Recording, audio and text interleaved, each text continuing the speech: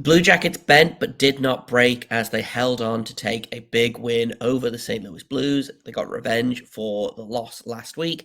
We're going to talk about the good, the bad, and the ugly on today's Locked on Blue Jackets. You're Locked on Blue Jackets, your daily podcast on the Columbus Blue Jackets. Part of the Locked on Podcast Network. Your team every day.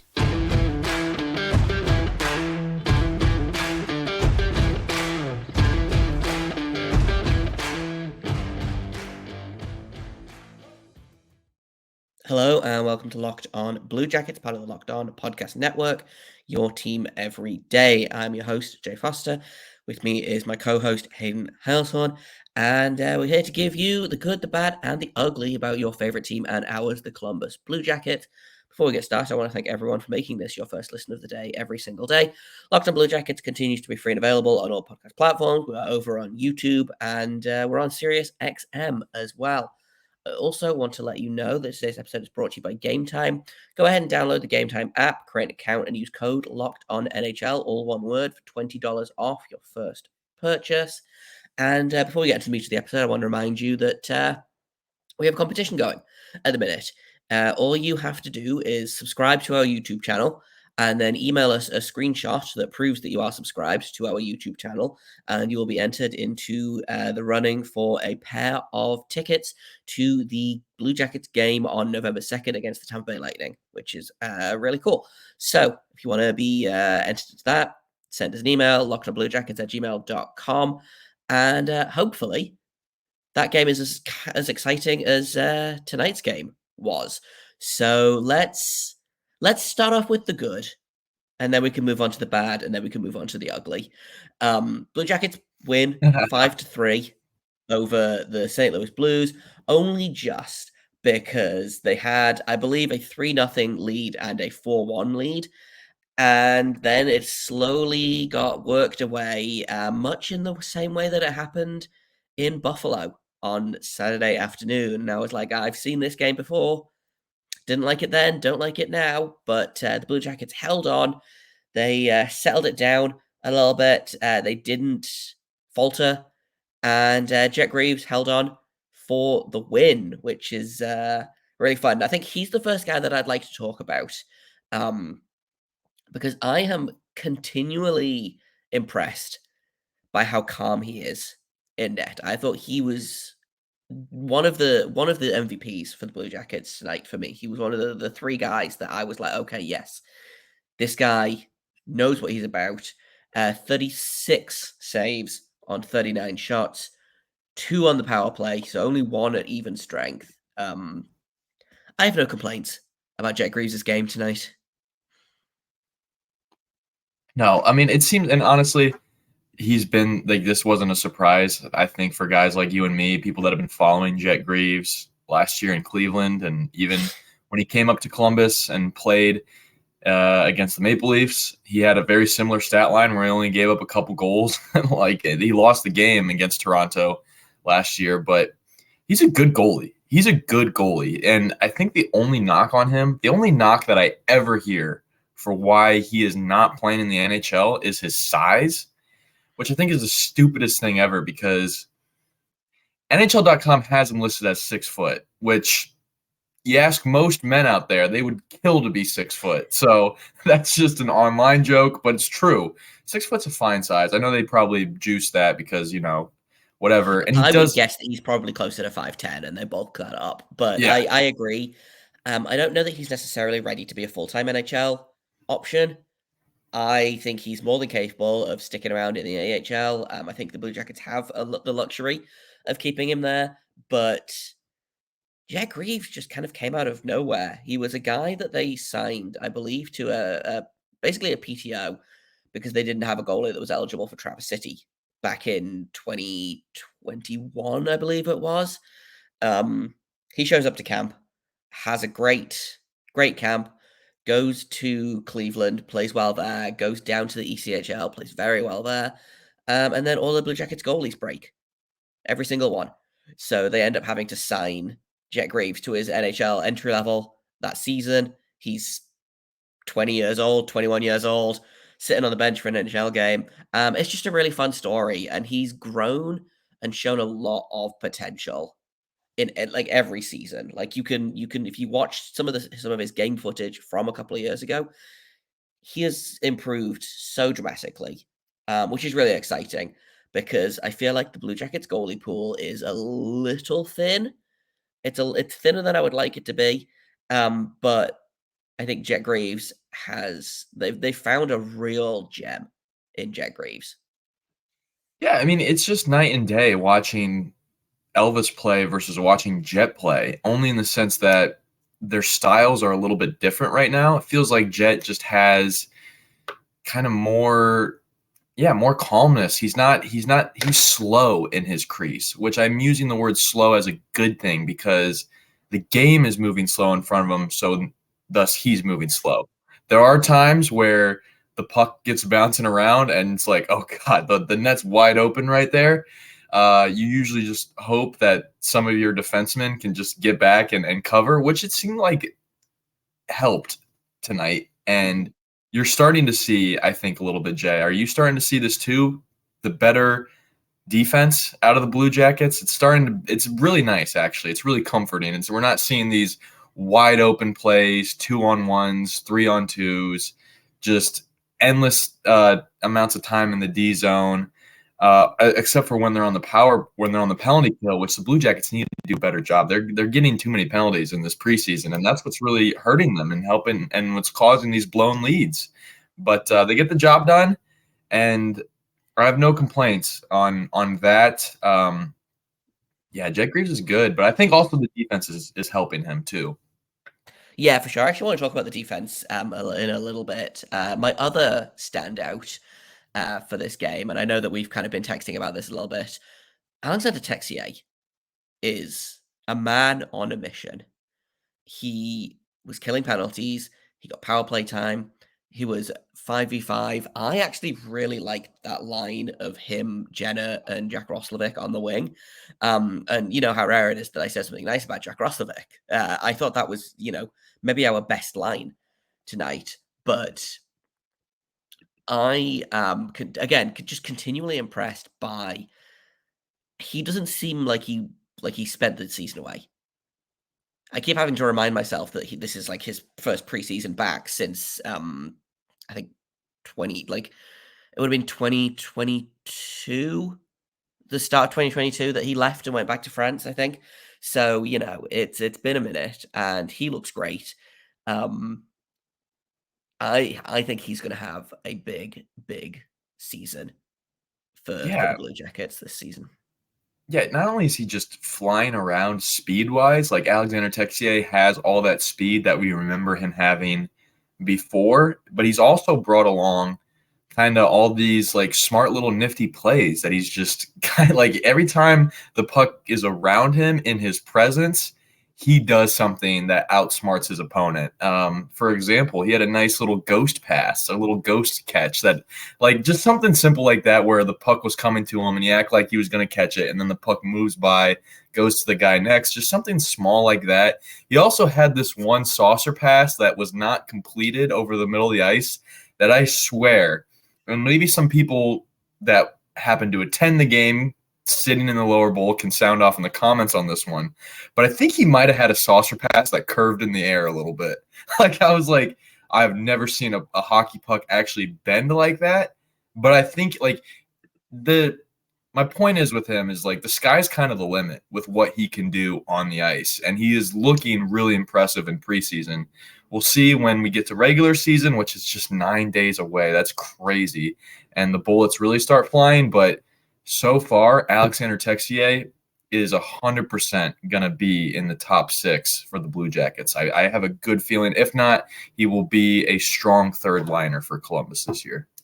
Yeah, I agree. He's one of those guys that you can play basically anywhere in your top 9, I feel like. Better in the middle 6, but the way he's playing at the minute, like you can make an argument that he could slide right into that top line. And it's the top line that I want to talk about next, actually.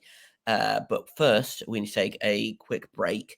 When we get back, we're going to talk about the Laine Gaudreau Marchenko line because I have some stats for you guys today. So we'll do that in just a second here on Locked on Blue Jackets.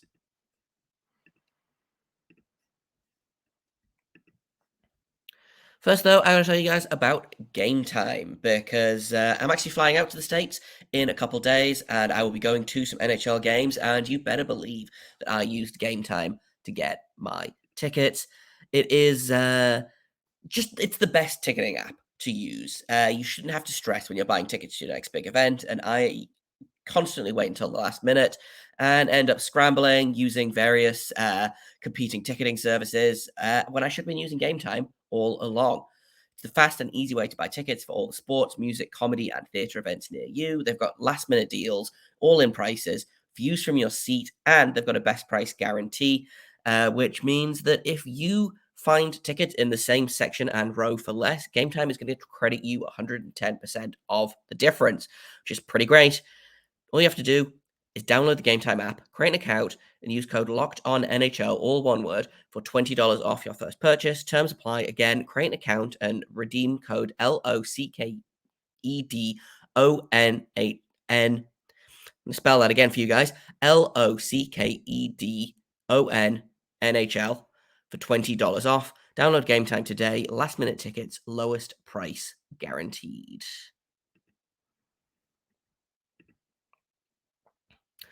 All right, welcome back to Locked On Blue Jackets, talking about the big preseason win over the St. Louis Blues in Nationwide tonight. And I was going to talk about the bad next, and then there's actually some more good that I want to talk about. So that top line, Gaudreau, Marchenko, Laine, possession-wise, bonkers. Kirill Marchenko was on the ice for 24 shot attempts for and 10 against.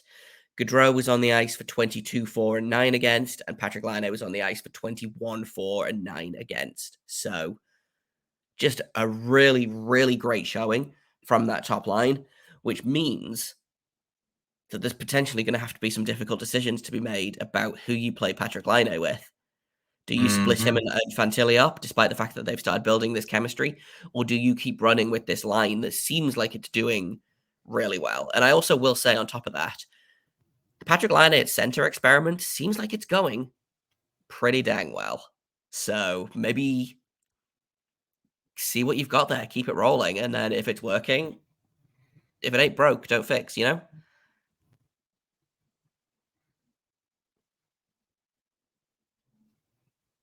Let's not kid ourselves here with the Adam Fantilli, Patrik Laine, quote unquote chemistry that we have both said on this podcast that they have. It is little, and it is exciting, is what it is. They just moved in together. They live together. He's an older brother in the sense that he's probably helping him with the ins and outs of being a pro every day, which is great.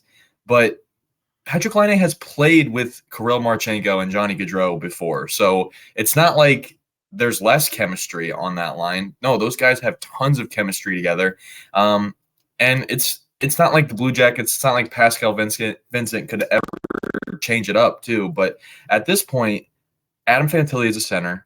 Patrik Laine is a center.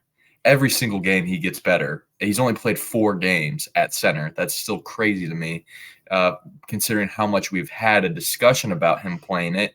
But this really was one of his best games tonight at that position. So he needs to keep it going, but he is a legitimate top line center in this league. It looks like that's what it appears.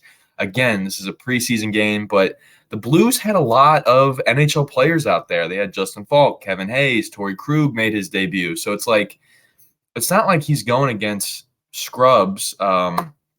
It was a good game for Patrik Laine, and it is exciting for Blue Jackets fans to believe that they have him at center now, and it's got to be exciting for Pascal Vincent, knowing that this transition from wing to center is all but complete, it seems like, right? I mean, obviously a long ways to go, got to play the regular season, but it looks really good. And I think now it's just a matter of, what does Pascal Vincent do with Adam Fantilli? Because if it's not Patrik Laine, then who are the best line mates for him? I would be curious to see like a Kent Johnson be on his wing. I think that could be really good. They played together on Saturday, I believe, and that looked fun. That looked like they could make some magic together. I wonder if putting Laine in one of these top 6 center spots frees Boone Jenner up to move to the wing on the third line. that opens up a spot for Alexandre Texier to step into that second line. And I would be very interested to see what a second line of Johnson, Fantilli, Texier is like. Texier's got a little bit of size. He's got some snarl. He's got some scoring ability. And if he's smart, what he'll do is he'll just make sure that Fantilli and Johnson have the puck, and then he will make a beeline for the net because he's going to score a bunch of goals playing with those two guys. So, like, that's an interesting option. And I think that this is the thing about the Laine at center experiment is that it gives the team adaptability and it gives them versatility. They don't have to play him at center every single game, but there's an injury, you want to mix things up, there's an option there, which is something that I feel like the Blue Jackets haven't had for a long time. You know, they've very much had, oh, well, we have a bunch of wingers that will play at center, I guess, because we don't have anyone else. And now it looks like they might have, actual options at center, which is extremely exciting. I want to talk about the defense.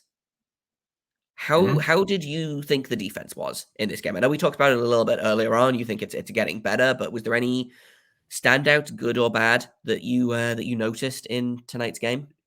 Well, I didn't see Denton Matejchuk on the ice, so nothing really stood out. No, David Jiricek looks better. He seems to be getting his legs back.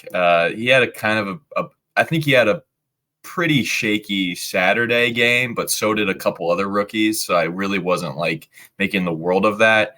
I think he also had a couple shaky moments tonight, but he also had some moments where he was just like, he's just going to be bigger than the guy in front of him and make the defensive play. Or, he had a lot of really good moments defensively, especially protecting his own blue line and not allowing the St. Louis Blues to have clean entries into the O-zone. I felt like Jiricek was really strong in that form, but another penalty for him tonight.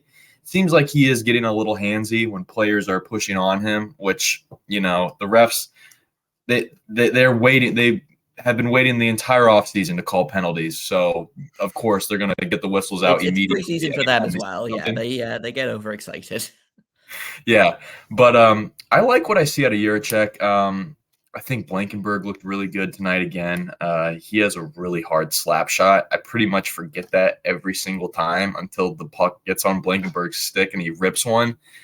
Zach Werenski being in the lineup, it does wonders for this team. There's no question about that. Like, we have to give credit to him because I think he's a big reason why Elvis played better on Saturday. And I think he's a big reason why Jet Greaves he can feel confident because he can look in front of him and he sees Provorov, Severson, Werenski. Like, he sees seasoned pros in front of him and can feel good about that. But yeah, I like the defense tonight. I did take my dog on a walk in the second period there, and once again, just way too many sniffs. So I might have missed a couple of bad plays here and there.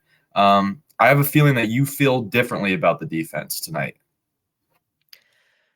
I mean, not like super differently. It looks very different, which is both a good thing and a not so good thing. I thought Ivan Provorov, by all of the numbers, had a good game, but I also felt like he had a couple of big mistakes. And like, that's just the nature of this game sometimes, is that you notice the huge mistakes and you don't notice all of the little good things that a player does. Severson as well, I think there's some growing pains there. I wonder if that's just, again, new players being integrated into the team. I actually liked the Provorov-Jiricek pairing. I thought it was pretty stable for the most part. My issue with the defense, I think, mostly stems from how poor the penalty kill has been so far this offseason. They allowed 2 power play goals on 4 attempts this season. One of them, I believe it was literally like 4 seconds into a power play. It was like win face-off, score goal, power play done. Which is always really frustrating to watch. But I think there's definitely work to be done. I think there's definitely pairings to be moved around. I wasn't a huge fan of the Werenski-Severson duo. I think Nick Blankenburg is good, but is probably going to end up in Cleveland, which is not the worst thing in the world. Yeah, it's getting there. I think the defense was better than it was on Saturday. I'm not convinced that this is the optimal defense. Excuse me. This is not the optimal defense and their pairings yet. I don't think. In a minute, we'll talk a little bit more about some of the things that weren't so good in this game, and it will surprise you to know that among these things is the fourth line. So we'll talk about those guys in just a second here on Locked On Blue Jackets. First, though, I've got to tell you guys about FanDuel. Step into action with FanDuel, America's #1 sportsbook this NFL season. New customers are going to get $200 in bonus bets guaranteed when you place a $5 bet. All you have to do, bet $5 on literally anything. The Lions winning a game this week. And whether you win or lose that bet, you're going to get $200 in bonus bets. And you can use that on literally anything: spreads, player props, over-unders. The baseball playoffs are about to start. The NHL regular season is about to start. You should have put some money on the Blue Jackets winning this game because if Hayden and I had done that, we'd have made a little bit of money. So if you've been thinking about joining FanDuel, there's no better time to get in on the action. The app is super easy to use. You get paid immediately. You don't have to wait around for deposits. Visit FanDuel.com/locked-on and kick off the NFL season. FanDuel, official partner of the NFL, and also us, the Locked On Podcast Network. All right, Hayden, we've got to talk about the fourth line because it didn't play a lot, and what it did play was not good.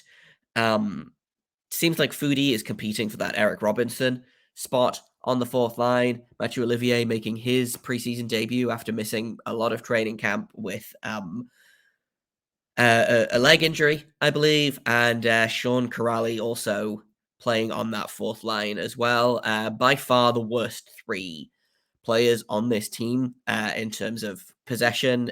They were on the ice for 6, 7, and 7 shots for, 17, 16, and 21 shots against. Sean Crowley, the worst of the lot, he was on the ice for only 25% of shot attempts went in his favor. So not great. Obviously limiting their ice time. Sean Crowley played a lot on the penalty kill. But is that something that needs to be addressed going forward? Is that an opportunity for some younger players maybe to kind of leapfrog over the current fourth line? Because I didn't like the fourth line last year. The Robinson, Corrali, Olivier line, I thought it conceded way too much and played way too much. But with all of the competition that we have for these youngsters in camp right now, surely this is a really good time for any of them to kind of take their opportunity and run with it. What I will say about the Sean Corrali, Mathieu Olivier line is that I feel like the two of those guys, they don't work on the same line because I think both of their styles are kind of perfect for the fourth line in terms of they're going to get on the ice and they're going to be bowling balls. They are going to run their bodies into the corner when the opposing team has the puck, and they're going to cause havoc. And hopefully a younger, speedier, skilled winger will come in, collect the puck, and find somebody else around the ice. That is the goal of that fourth line. And I feel like Corrali and Olivier together just don't really get it done in terms of stealing the possession back. And I do wonder if maybe somebody like, I don't know, who would be good on the wing. Liam Foudy, I think he had a better game tonight, but still I feel like, I don't know, I don't feel like he's enough to bring juice to that line. I'm having a hard time thinking of somebody that isn't going to be in Cleveland this year, but like, yeah, that's the thing. I'm like, I feel like there's options there for guys like Trofik Swansky to take his opportunity. He was the guy. Guys like Yep. Carson Meyer, who's having a pretty good preseason, you know. And we go back to the trouble that we always have, which is we have too many older guys on one-way contracts that have to go through waivers, and you know, Mathieu Olivier is going to be in this lineup because the Blue Jackets don't think that anyone else on the team can offer what he brings to the table, which, I mean, you can agree to disagree on that, I guess, but I think it might be time for a changing of the guard. And I know that this feels like super nitpicky to be like, well, our fourth line isn't good enough. But I'm not really worried about the top 9 right now, in the same way that I'm not really worried about the top 4 defensemen. A little bit worried about the third pairing, but we'll talk about that once things have solidified a little bit more there. Like, it feels very first world problems to be complaining about your fourth line right winger, but there are young guys in camp that are playing for these spots, and it's going to be really frustrating to watch them outplay the veterans who get to stay in the lineup just because they're veterans, Yeah. Yeah, no, you're not wrong. I mean, but I agree with like a guy like Olivier. He's a good player. He brings things to to a line that might need a little more physicality. But the truth is that line doesn't need physicality. I don't think the Blue Jackets are necessarily built on physicality. I think they're built on speed, built on puck possession.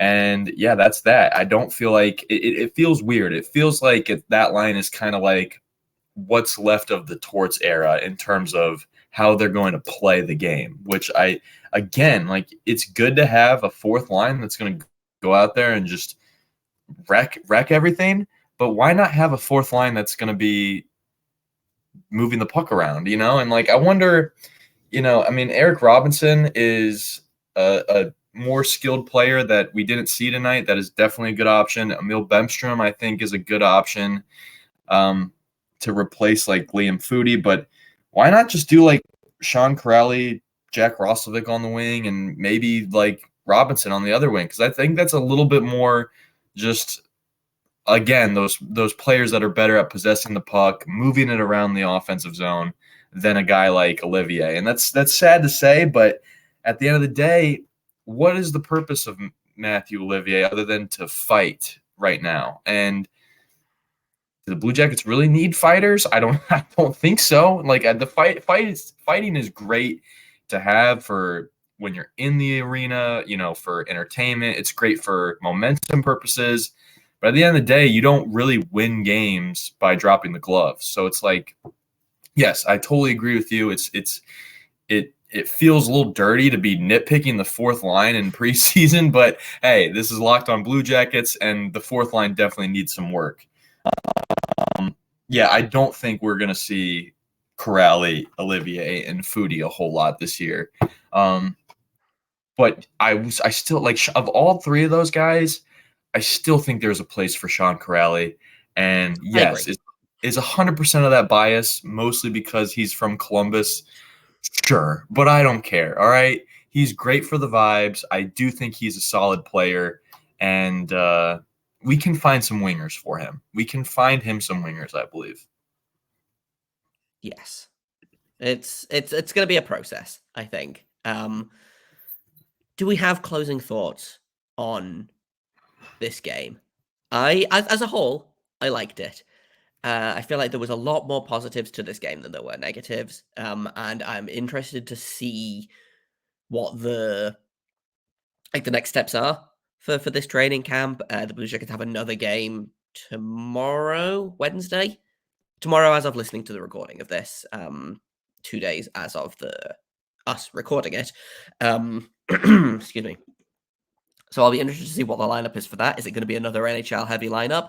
Is it going to be guys that are fighting for a spot? Is there going to be cuts at some point today/tomorrow for guys to go down to Cleveland? I don't know. It's going to be an interesting game, I think. Then the Blue Jackets have one more preseason game after that, which I assume will be probably about as close to the regular season opening night lineup. Excuse me, that you can get. Yeah, that's about all I've got. Have you got anything else, Hayden? Or I do want to say that it seems like every time we finish one of these episodes and we have these debates on what player goes where and trying to fit pieces of the puzzle together, and it just gets frustrating because it doesn't seem like we have the right guy at the right spot in some of these lines. But let me just say, Justin Danforth is an absolute wild card in this whole equation, and he continues to cash in on big opportunities in these preseason games.